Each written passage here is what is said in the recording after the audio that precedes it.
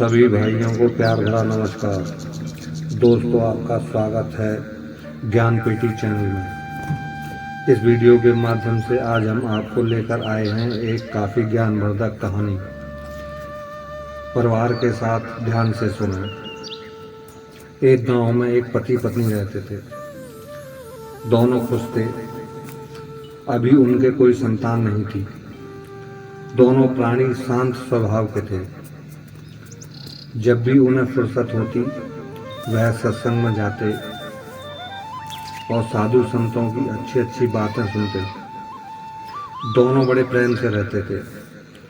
पति नौकरी करता था, पत्नी घर संभालती थी। एक दिन की बात थी, पति काम से घर आया।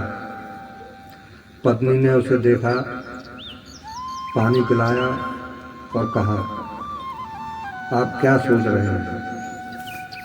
पति ने पत्नी के हाथों में पैसे रखे। आज उसे काम के पैसे मिले थे। वह पत्नी से बोला, काफ़ी दिन हो गए हैं, हमने कोई दान नहीं किया। अगर तुम कहो तो किसी साधु को घर बुलाकर उनका सत्कार करें और खाना खिलाएं। पत्नी बोली, ठीक है, ये बात आप सही कह रहे हैं। कल आप किसी साधु को बुलाकर लाइए और कल उन्हें हम प्रेम से खाना खिलाते हैं। पति बोला, ठीक है। सुबह हुई।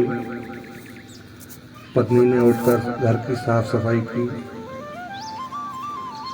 और पति से बोली कि मैं खाना तैयार करती हूँ, तब तक आप जाकर किसी साधु को बुला लाएं। मगर एक बात का ध्यान रखना, आप जिसे भी बुलाकर लाएं वो मरा हुआ होना चाहिए। पति ने आश्चर्य से पत्नी की तरफ देखा तो बोला, मरा हुआ साधु वह कैसे आएगा? पत्नी ने पति को समझाया और कहा, आपको जो साधु मिले उनसे कहना, अगर कोई साधु मरा हुआ है तो वो हमारे घर भोजन करने चले। पति घर से चल दिया। वह सोचता विचारता हुआ गांव की तरफ चल दिया। वह कई गलियों से गुजरकर कई मंदिरों व अन्य स्थानों पर गया। जहाँ भी उसे साधु मिलते वह हाथ जोड़कर उनसे कहता, मेरी पत्नी ने कहा है अगर कोई मरा हुआ साधु हो तो वह हमारे घर भोजन करने पधारे। साधु इतना सुनते ही उस पर भड़क जाते। कोई उसे पागल कहता, कोई कहता, आदमी कहीं मरा हुआ साधु भोजन करने जाता है किसी के यहाँ। कोई कुछ कहता, कोई कुछ कहता। अब वह मायूस हो चुका था। आंखों में आंसू आ गए थे। अब वह भारी कदमों से आगे बढ़ा। उसकी पत्नी ने उसे बड़ी उलझन में डाल दिया था। इन्हीं विचारों में खोया हुआ वो गांव से बाहर निकल आया। आगे जंगल था। तभी उसने सामने देखा, एक पेड़ के नीचे एक साधु बैठा था। साधु के चेहरे पर अनोखा तेज था। दुनिया से बेखबर भक्ति में लीन साधु अपनी आंखें बंद करके ध्यान में बैठा था। चेहरे पर परम शांति के भाव थे। वह साधु के सामने जाकर बैठ गया। थोड़ी देर बाद साधु ने आंखें खोली, सामने बैठे व्यक्ति को देखा और बोला, बालक, इतनी तेज धूप और दोपहरी में तुम इस जंगल में क्या कर रहे हो? पति बोला, हे प्रभु, मैं एक ऐसे साधु की तलाश में यहाँ आया हूँ जो मरा हुआ हो। मेरी पत्नी ने कहा है कि किसी मरे हुए साधु को लेकर आओ जो हमारे यहाँ खाना खा सके। साधु ने ये बात सुनी और मुस्कुराया। साधु ने कहा, अभी पूरा तो नहीं, पर मैं कुछ मरा हुआ हूँ। चलो, मैं चलता हूँ। आदमी उसे लेकर घर आया।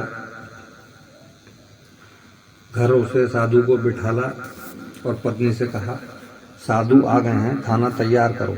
पत्नी ने साधु को देखा और गुस्से में कहा, ये साधु नहीं, मुझे कोई ढोंगी लग रहा है। आके कैसे आराम से बैठा है, चल भाग यहाँ से। साधु ने सुना। साधु चुपचाप घर से बाहर निकल गया। पति ने पत्नी से कहा, ये तुमने क्या किया?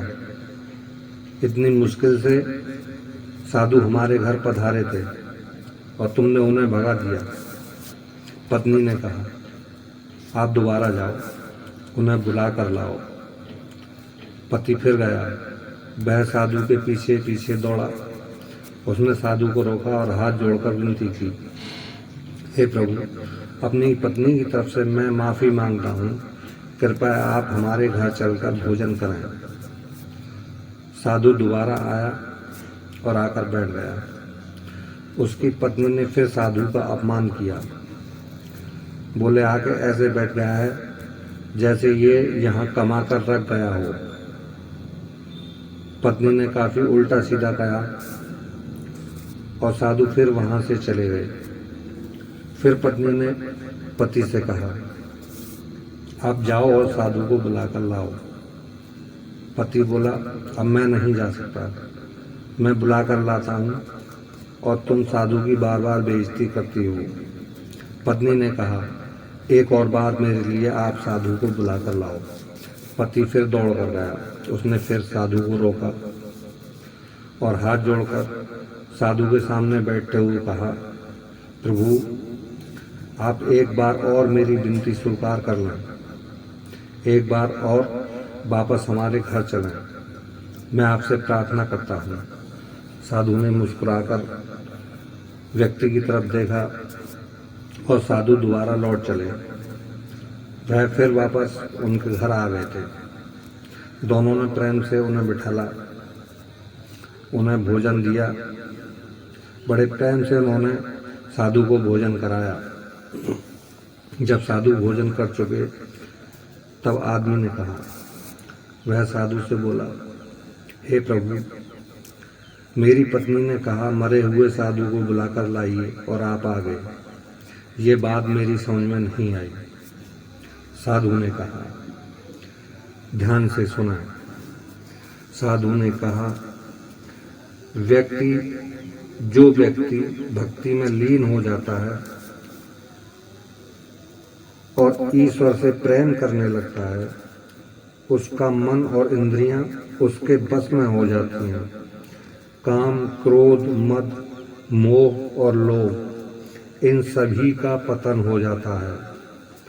उसके मन में परम शांति के भाव आ जाते हैं। वह जान जाता है सभी प्राणियों में एक ही ईश्वर वास करता है। जो ईश्वर मेरे अंदर है वही ईश्वर सभी प्राणियों के अंदर है। उसके मन में किसी के लिए कोई बैर या घृणा नहीं रहती। वह कोई कामना नहीं करता। उसके मन में सिर्फ एक ही जिज्ञासा लगी रहती है कि कब उस ईश्वर के दर्शन हों। वह प्रीतम प्यारा जिसने इतना सुंदर संसार बनाया, वो कितना सुंदर होगा। उसकी एक झलक पाने के लिए मन बेचैन हो जाता है, भक्त तड़प उठता है। वह तन मन धन से ईश्वर पा हो जाता है। किसी के कटु वचन सुनकर उसे क्रोध नहीं आता। जो व्यक्ति खुद को उसे सौंप देता है, वह व्यक्ति मान सम्मान, सुख दुख से और इस जगत के बंधनों से मुक्त हो जाता है। चाहे कुछ भी हो, वह उसे ईश्वर की मर्जी मानकर स्वीकार करता है। वह जानता है ईश्वर जो करता है वह भले के लिए ही करता है। ये संसार केवल कर्म क्षेत्र है। ईश्वर को पाने की क्षमता केवल मनुष्य योनि में है। जो मनुष्य अपने मन को जीत लेता है उसकी सभी इच्छाएं मर जाती हैं। जो व्यक्ति अपने मन और इंद्रियों को मार लेता है, समझो वह मरा हुआ है। वह हर सांस में ईश्वर को याद करता है और अपने पापों का प्रायश्चित करता है। जिस मनुष्य के अंदर इस संसार के लिए कोई भाव ना हो, किसी से कोई आशा, कोई शिकायत ना हो, समझो वह मर चुका है। जो इंसान सुख से सुखी या दुख से दुखी ना हो, समझो वह इंसान इस संसार के लिए मर चुका है। पति पत्नी दोनों साधु की बात ध्यान से सुन रहे थे।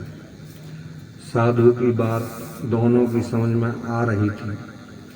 इंसान अपने किए हुए अच्छे बुरे कर्मों का फल पाने और हर तरह का कर्ज चुकाने के लिए तरह तरह की योनियों में भटकता रहता है।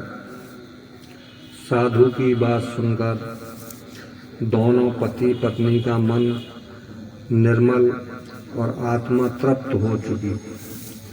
साधु ने उन्हें आशीर्वाद दिया और चल दिए।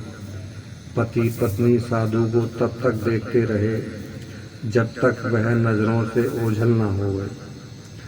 दोनों की आंखों में एक अजीब सी खुशी के आंसू थे।